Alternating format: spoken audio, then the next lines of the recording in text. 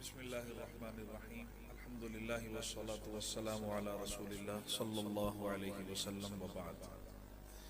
میرے انتہائی واجب الاحترام حضرت مولانا عبدالوحید صاحب، میرے واجب الاحترام مولانا قاری اخلاق مدنی صاحب، میرے واجب الاحترام عباسی صاحب، طاہر عباسی صاحب اور دیگر اساتذہ کرام، علماء کرام اور میرے عزیز پیارے طالب علموں، السلام علیکم ورحمۃ اللہ وبرکاتہ۔ میں یہاں پر اس خیال سے حاضر ہوا، میں کم از کم اپنی نیت آپ کے سامنے رکھ دوں کہ قرآن کریم کی خدمت کے حوالے سے ادارہ معارف القرآن اور مولانا عبدالوحید صاحب پاکستان میں اور پاکستان سے باہر ایک معروف نام ہے، اور میں عرصہ دراز سے اس حقیقت سے آگاہ ہوں۔ ذاتی طور پر قرآن کریم کی خدمت میں کوئی بہت حصہ نہیں ڈال سکتے، البتہ اتنا ہے کہ قرآن کریم کی خدمت کرنے والوں میں مولانا عبدالوحید صاحب اور ان کے اساتذہ اور رفقاء اور ساتھیوں سے محبت کرنے والوں میں، اور کم از کم یہاں حاضر ہو کر اپنے ان پیارے طلباء کی اور ان کے اساتذہ کی اور اس ادارے کے متعلقین کی حوصلہ افزائی کر کے تھوڑا سا اپنے اس خیال کو اور اپنے اس جذبے کو یا اپنی اس نیت کو میں ضرور اللہ کے حضور پیش کر سکتا ہوں۔ میں صرف اور صرف یہاں مولانا عبدالوحید صاحب، میں آپ کے خدمات کے اعتراف میں اور آپ کا ہم سب پر حق سمجھتے ہوئے اور یہاں ان پیارے طلباء اور اساتذہ اور معاونین اور ملک بھر میں پھیلے ہوئے آپ کے اداروں کی حوصلہ افزائی کی نیت سے میں یہاں حاضر ہوں۔ اللہ تعالیٰ آپ کے کاموں میں اور علم و عمل میں بہت برکتیں نصیب فرمائے۔ یہاں پر میں اپنے ان تمام بھائیوں سے یہ بھی کہنا چاہوں گا کہ جو میری طرح یہاں حاضر ہوئے کہ مناسبتوں سے بہت ساری نعمتیں مل جاتی ہیں، مناسبتوں سے بہت ساری نعمتیں مل جاتی ہیں۔ سیدنا زکریا علیہ السلام کے ہاں اولاد نہیں ہے اور مدت ہو گئی، لیکن ایک مناسبت ایسی آتی ہے کہ وجد عندها رزقا قال یا مریم انا لک ھذا قالت هو من عند اللہ ان اللہ یرزق من یشاء بغیر حساب۔ قدردانی بھی کی سیدہ مریم کی، خیال کیجئے گا، میں بہت چند منٹ میں ایک دو باتیں کہنا چاہتا ہوں۔ قدردانی بھی کی سیدہ مریم کی، حوصلہ افزائی بھی کی، اور تربیت اور کفالت بھی تھی۔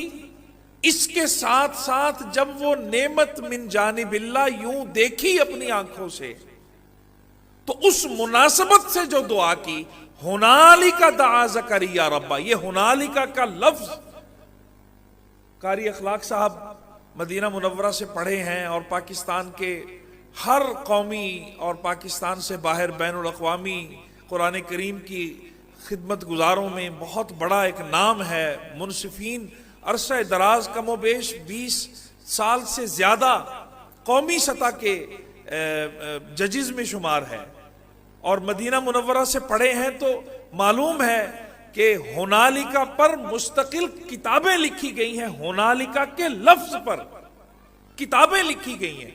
تو میں یہ کہنا چاہتا ہوں کہ اس مناسبت سے جس وقت دعا کی، اللہ نے ساری زندگی کی وہ جو نعمتیں مانگ رہے تھے وہ اس ایک جھٹکے اور لمحے کے اندر، میں اپنی تعبیر کر رہا ہوں جھٹکے اور لمحے کی، اسی وقت وہ ساری عطا فرما دی۔ تو میں نے اس وقت میں یہ سوچا، سب نے پڑھا، بہت اچھا پڑھا، میں نے ایک بیٹے کا سنا آخر میں جس کو بتایا کہ وہ بولنے میں تھوڑی دقت ہے، اور ایک بیٹے نے ابھی آخر میں پڑھا جو جو پہلی پوزیشن آئی ہے۔ حوصلہ افزائی ایک الگ موضوع ہے، اور مناسبت کیا ہے؟ میں نے کم از کم یہ نیت کی ہے کہ میرے مالک آپ اپنی رحمت سے کوئی استحقاق نہیں، کوئی زور نہیں، کوئی چالاکی نہیں، کوئی سوجھ بوجھ نہیں، کوئی حیثیت نہیں، کچھ بھی نہیں. کوئی بھی چیز اگر ہے تو سب کچھ نکال کے پیچھے رکھ کے بات ہو رہی ہے اپنے رب کے سامنے.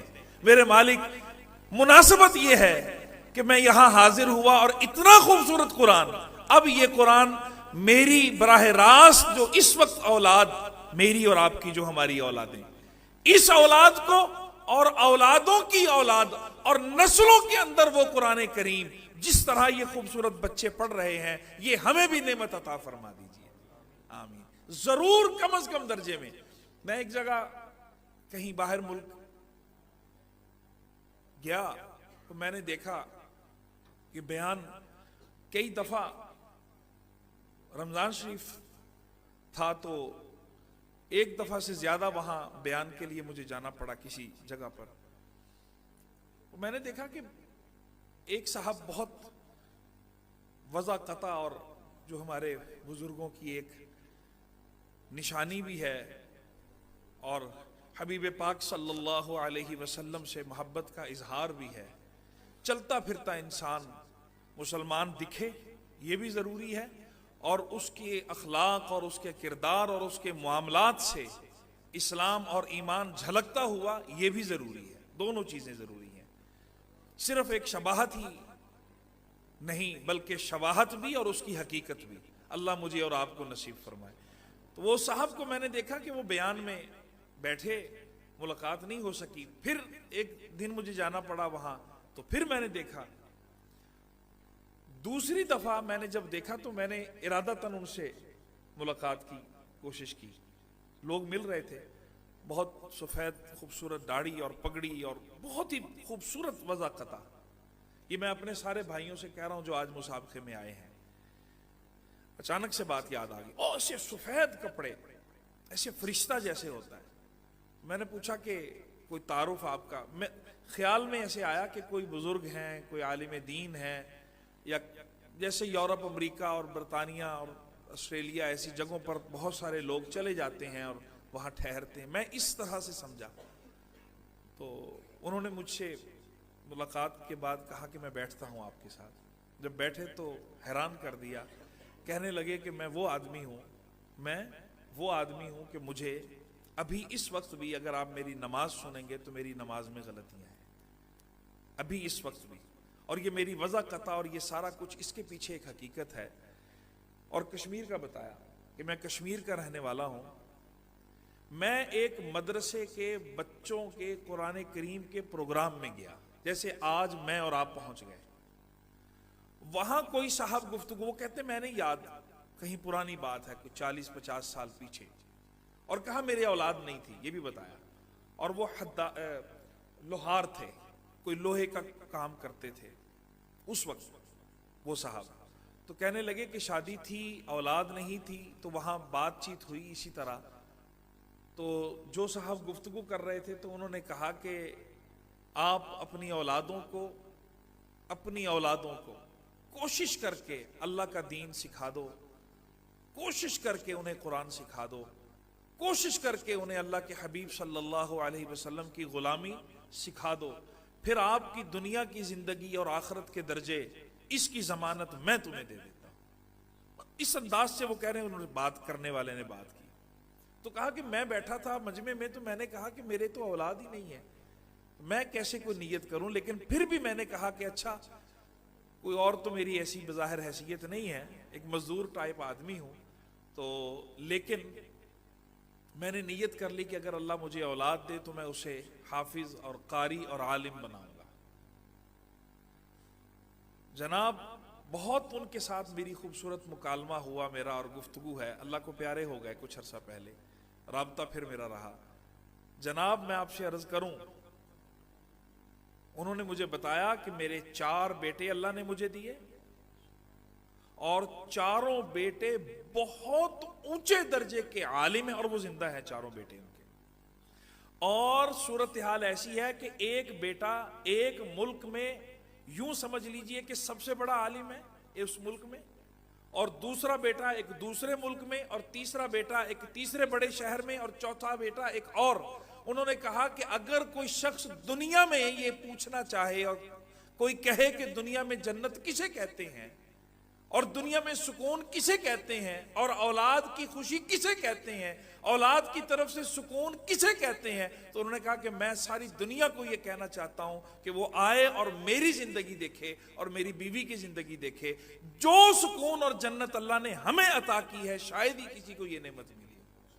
اس طرح سے نہیں معلوم آج 5 مارچ 2023 آج کے دن میں صحیح کہہ رہا ہوں اللہ کی رحمت کو دیکھتے ہوئے، اور میں اللہ کی قسم نہیں معلوم کہ ہماری نیت اور اندر کے جذبے پر آج کیا فیصلہ ہونے والا ہے، اور آج ہم میں سے کون آدمی اپنی نسلوں اور اولادوں اور پتہ نہیں کس کس کے لیے کیا کیا خیر لے کے جانے والا ہے۔ یہ نیت اتنی بڑی چیز ہے۔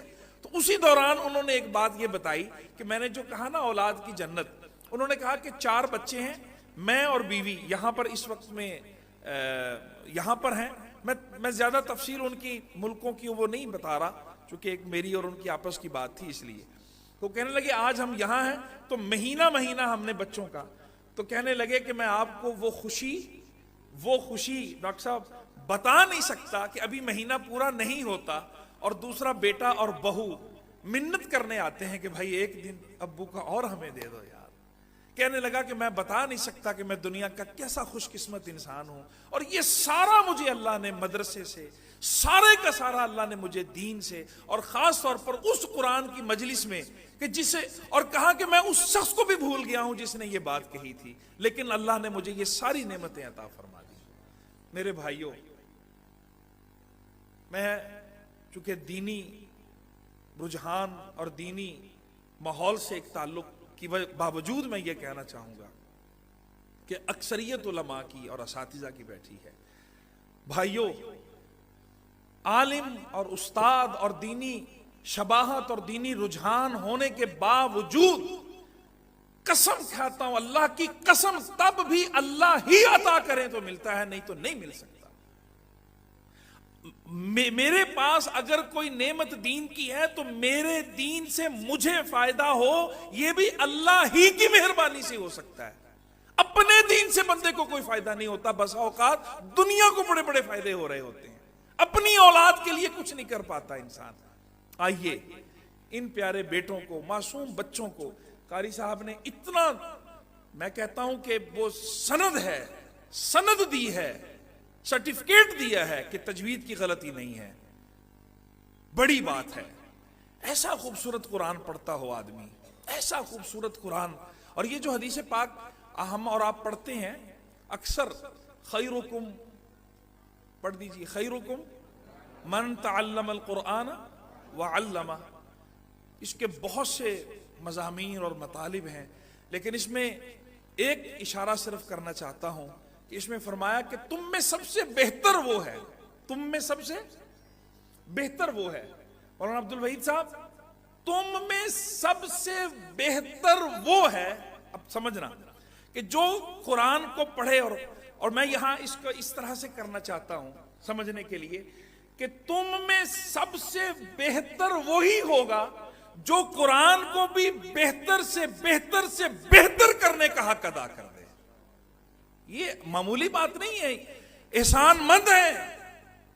ابھی عباسی صاحب بھی فرما رہے تھے، احسان مند ہیں ان لوگوں کے، اور نہیں بھلانا چاہیے اس شخص کو جس نے اگر مجھے حوصلہ افزائی کے لیے مجھے فرما رہے تھے، کچھ دعائیں دے رہے تھے، ان سب کی دعاؤں سے یہ سب چل رہا ہے۔ مجھے جس شخص نے قاعدہ پڑھایا شاید میں واقعتاً اس کے نام سے بھی پوری طرح واقف نہیں ہوں۔ اپنی آپ سوچیں نا، قاعدہ پڑھایا، کہیں تلفظ ٹھیک کروایا، کہیں فاتحہ ٹھیک کروائی، کہاں سے کس نے کیا کیا محنت۔ بس یہی دعا ہے کہ اللہ زندہ ہے تو سلامت رہیں اور نعمتوں اور برکتوں میں، اور وہاں اللہ کے حضور ہیں تو درجات بلند ہوں۔ اساتذہ کی محنتیں اور اساتذہ کی، اور اسی طرح اسی مناسبت سے بس ایک چھوٹی سی بات، وقت میں اتنی گنجائش نہیں ہے، ایک چھوٹی سی بات یہ کہنا چاہتا ہوں کہ جو اساتذہ ہیں بچوں کے پڑھانے والے، کچھ ایسے میرے بھائی اور وہ بھی مجھے دکھ رہے ہیں مجمع کے اندر، جو اپنے بچوں کے لیے آئے ہوں گے، اپنے بچوں اور بچوں کے اساتذہ سے بھی محبت اور احترام کا رشتہ رکھیے. جی بہت بہت خرابی ہو جاتی ہے کہ جب والدین اس نعمت کو بہت معمولی سمجھ کر استاد کا یا اس ادارے کا یا اس کا کوئی لحاظ خیال نہیں کرتے. اداروں کے ساتھ وابستگی، دین کے کاموں کے ساتھ وابستگی. ہم نے اپنے استاد محترم سے یہ سنا، فرمایا کہ کسی علاقے میں اگر مسجد ہو تو یہ ایک صاحب نے کہا، میرے لیے بڑا ایک ان کا مقام تھا زندگی میں، کہا کہ 40 ہر طرف جو گھر ہو سکتے ہیں ان تک نمازی پہنچ جاتے ہیں اور نمازی وہاں تک پیدا ہو جاتے ہیں ایک مسجد. اور کہا کہ ایک مدرسہ اگر ہو، مثال انہوں نے دی، چونکہ اس مدرسے میں ہم بیٹھے تھے جہاں مینار بہت بلند تھا، جیسے فیصل مسجد کے اللہ کے فضل سے مینار چھو رہے ہیں بلندیوں کو، ایسے آسمانوں کو تعبیر ہے. تو وہ کہنے لگے کہ جیسے یہ مینار بلند ہے، تو انہوں نے کہا کم از کم جہاں ایک دینی ادارہ ہو اور جہاں قرآن کا اتنا خوبصورت نظام ہو اور قرآن کریم اور علم کے سرچشمے ہوں، تو وہ کہنے لگے کہ کم از کم ان کی 3 نسلیں، یہ مجھے ان کے الفاظ ہیں میرے نہیں ہیں، اور کم از کم بھی 100 ہر طرف، یعنی ہزاروں گھروں تک اور 3 نسلوں تک ایمان اور دین اور قرآن اور حدیث اور یہ نعمتوں کی بقا کی ضمانت ہے یہ مدرسہ. جی الحمدللہ، جو ہو سکے، جس طرح سے ہو سکے، اپنے الفاظ سے بھی، اپنے انداز سے بھی، اپنے مال سے بھی، اپنی اس حیثیت سے بھی حق ادا کرنا چاہیے. اور یہ جو ایک مزاج ہے تحقیر کا اور حقارت کا، بڑی معذرت کے ساتھ، اس سے کیا نقصان پہنچتا ہے؟ جیسے میں نے بتایا کہ ایک آدمی جو لوہے کا لوہار تھا، لوہے کا کام کرتا تھا، اسے وہ نعمت ملی کہ وہ دنیا کو پکار کر کہتا تھا کہ دنیا کی جنت دیکھنی ہے تو میرا گھر دیکھ لو. اسی طرح جناب بہت اچھی وضع قطع بنانے کے باوجود اگر دل میں نفرت آ گئی اور فاصلہ آ گیا اور حقارت آ گئی اور کسی بھی وجہ سے چھوٹی چھوٹی چیزوں میں بسا اوقات امام صاحب کے ساتھ، قاری صاحب کے ساتھ، مولانا صاحب کے ساتھ، کسی ذمہ دار کے ساتھ، وہ جو فاصلہ، تو میں یہاں یہ کہنا چاہتا ہوں، بالکل اس کو مبالغہ نہ سمجھیے گا، میں کسی آدمی کی ذاتی بات نہیں کر رہا، لیکن ابھی کہہ رہے تھے کہ وَإِنَّا لَهُ لَحَافِظُونَ، حفاظت کا ذمہ میرا ہے اور میں نے آگے نمائندہ بنایا ہے اس بچے کو، تو گویا کہ رب تعالیٰ کا وہ نظام پیچھے کھڑا ہے. تو میں اس وقت مدرسے کو نہیں کہہ رہا، اس مدرسے کے پیچھے اس رب کے نظام کی بات کر رہا ہوں کہ اس نظام سے جس دن ٹکراؤ گے تو نسلوں کی نسلیں تباہ ہو جاتی ہیں. اللہ اپنی پناہ میں رکھے. الفاظ کے چناؤ کے اندر بھی احتیاط.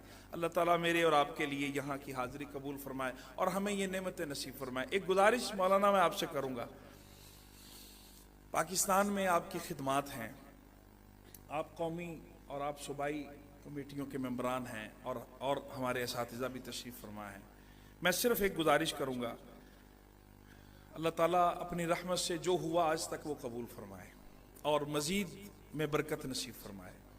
قرآن کریم کی خدمت کے حوالے سے پورا آپ پر اعتماد ہے اور جو آپ کی مشاورت اور اس پر انشاءاللہ لبیک ہے، جو جس درجے میں ہو سکے. آخری درجہ آپ سے محبت کا ہے، کھلے دل سے آپ کی تعریف و توصیف کا ہے، کھلے دل سے، بغیر اس کے، وہ بھی سب حاضر ہے انشاءاللہ. ایک اس کے اندر ایڈ کر لیجئے کہ پاکستان کی اس وقت کی جو بقا ہے، پاکستان کی اس وقت کی مشکل حالات سے جو نکلنے کی راہ ہے، ایک جماعت کی اور ہم جیسے لوگوں کو آج جو بہت بڑی ضرورت ہے کہ واقعتاً ہم اپنے ملک کے لیے دعا کریں، واقعتاً دعا کی ضرورت ہے۔ قرآن کریم پڑھ کے دعا ہو، مختلف انداز سے دعا ہو، یہ بہت بڑی نعمت ہے۔ تو خیر جو بات کہنا چاہ رہا ہوں وہ یہ ہے کہ پاکستان عالم اسلام کی سربراہی کے لائق ہے، عالم اسلام کی سربراہی کے لائق ہے۔ اللہ نے اسے وہ جگہ دینی ہے اور اس جگہ تک یہ پہنچا ہوا ہے۔ آپ حضرات اگر 1 سال یا 2 سال میں تھوڑا سا آگے ضرور سوچا ہوگا آپ نے، لیکن بس میں ایڈ کرتا ہوں کہ کبھی ہم زندہ نہ بھی رہیں تو اس میں حصہ ہو۔ جیسے آپ نے ذکر فرمایا کہ قومی مقابلہ ہو کر ہر ملک سے پھر فلسطین میں ہوا، مصر میں ہوا اور سعودی عرب میں ہوا، اسی طرح مقابلے ملائیشیا میں ہوتے ہیں اور انڈونیشیا میں بھی ہوتے ہیں۔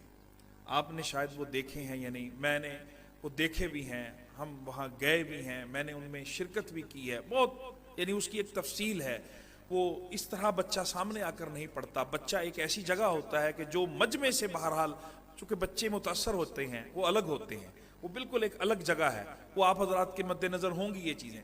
لیکن میں صرف یہ کہتا ہوں کہ جناب پاکستان اس وقت میں، مولانا جس طرح پاکستان اس وقت میں حفاظ پیدا کرنے کا، حفاظ کو وجود دینے کا دنیا میں سب سے بڑا مرکز ہے اللہ کے فضل سے، اور وفاق المدارس العربیہ پاکستان، اللہ اس کو نظر بد سے بچائے، اس کے صحرا یہ وفاق المدارس کے سر جاتا ہے اور اس کے تمام ذمہ داران کے، کہ پوری دنیا میں اتنا بڑا نیٹ ورک اور اتنے لوگ حفاظ اور حافظات، بیٹے اور بیٹیاں تیار نہیں ہوتے۔ اسی طرح جناب جو عالمی مقابلے ہیں، کچھ عرصے کے بعد ہر عالمی مقابلے کا جو اصل مرکز ہے اور جو اصل اس کی روح ہے اور جو اس کی اصل شکل ہے، وہ انشاءاللہ پاکستان میں آ جائے گی۔ آپ اس کے لیے اہتمام فرمائیں پاکستان سے۔ اور پھر اگلی بس آخری بات کہ دیکھیے حرم شریف کے ائمہ ایک لائن ہے، آپ کو خوب پتا ہے، لائن ہے کہ جو پاکستانی اساتذہ سے پڑھے ہیں۔ میں یہاں صرف اتنا کہنا چاہتا ہوں کہ جناب جو مسابقہ وہاں ہو، بھلے وہ وسائل اور اسباب میں وہ بہت آگے ہوں، لیکن جو نوعیہ اور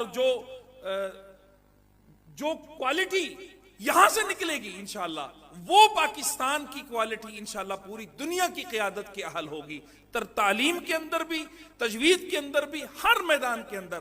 اور اس کی ابتدا یہ 2-3 سال اگر اس طرح مسابقے ہو جائیں تو پھر ایک انٹرنیشنل اور سالانہ انٹرنیشنل مسابقہ، اور اس میں گورنمنٹ بھی شامل ہو سکتی ہے، گورنمنٹ کے ادارے شامل ہو بھی سکتے ہیں، اور بہت آسانی سے یہ کام ہو سکتا ہے کہ پھر ایسا وقت آئے جناب کہ یہ ہمارے بیٹے اور یہ ہمارے خوبصورت بچے اپنے استحقاق پر فیصل مسجد اور بادشاہی مسجد اور یہ جو پاکستان کی بڑی جگہیں ہیں، یہاں بھی اپنے اس حق سے، اپنی اس صلاحیت سے یہاں آئیں، اور پھر بس صرف جو میرے دل میں بات ہے کہ حرمین شریفین میں کہ جب امامت کا انتخاب پھر سے ہونے لگے تو کہا جائے کہ جتنا خوبصورت پاکستان کے بچے پڑھتے ہیں اتنا خوبصورت دنیا میں کہیں نہیں ہے، اور پھر ہمارے یہ بچے وہاں جا کے اس کے اہل ہوں۔ اللہ تعالیٰ یہ نعمت نصیب فرمائے، یہ بات ہے بس دل میں۔